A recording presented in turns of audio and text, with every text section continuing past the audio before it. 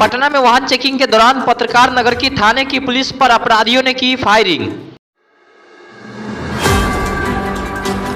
वहीं अपराधियों द्वारा की गई फायरिंग में एक सिपाही हुआ जख्मी सिपाही का नाम राम अवतार बताया गया। बिहार में नई शिक्षक नियुक्ति नियमावली के विरोध में पटना समेत अन्य शहरों में बड़ी संख्या में सड़क पर उतरे शिक्षक। नीतीश सरकार के खिलाफ जमकर की नारेबाजी। बिहार में नई शिक्षक नियमावली आने के बाद राज्य भर में शिक्षकों ने किया विरोध शुरू। शिक्षकों का कहना है कि जब तक उनकी मांगे पूरी नहीं होगी वे चुप नहीं रहेंगे।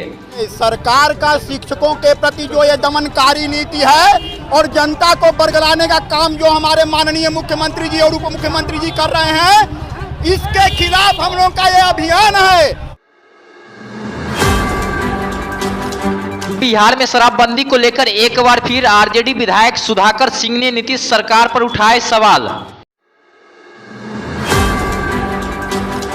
आरजेडी विधायक सुधाकर सिंह ने कहा, शराबबंदी को लेकर बिहार में दूसरे राज्यों से शराब आ जाता है, जिसको लेकर सरकार और प्रशासन गंभीर नहीं दिखाई दे रही है। सरकार के स्तर पे जो गंभीरता है शराबबंदी को लेकर के, वह गंभीरता प्रशासन में कहीं दिखाई नहीं देता है। यहाँ तो शराब ही चलाता है दूसरे राज्यों से और लगातार शराब बिक रहा है। बीजेपी नेता विजय सिन्हा बाबा बागेश्वर के पोस्टर फाड़ने वाले और कालिख पोतने वालों पर जमकर बरसे दी चेतावनी। वहीं विजय सिन्हा ने कहा कि अगर हिम्मत था तो सामने से आकर पोस्टर फाड़ते तो बिहार की जनता आपके मुंह पर ऐसा कालिख लगाती कि आप राजनीति करना भूल जाते।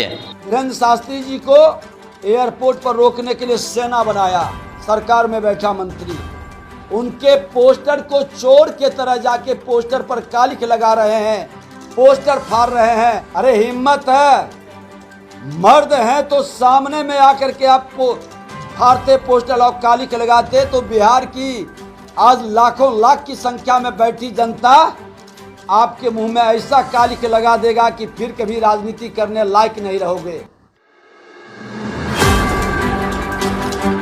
बीजेपी नेता सांसद सुशील मोदी अपने संबोधन के दौरान एक बार फिर मुख्यमंत्री नीतीश कुमार पर जमकर बरसे।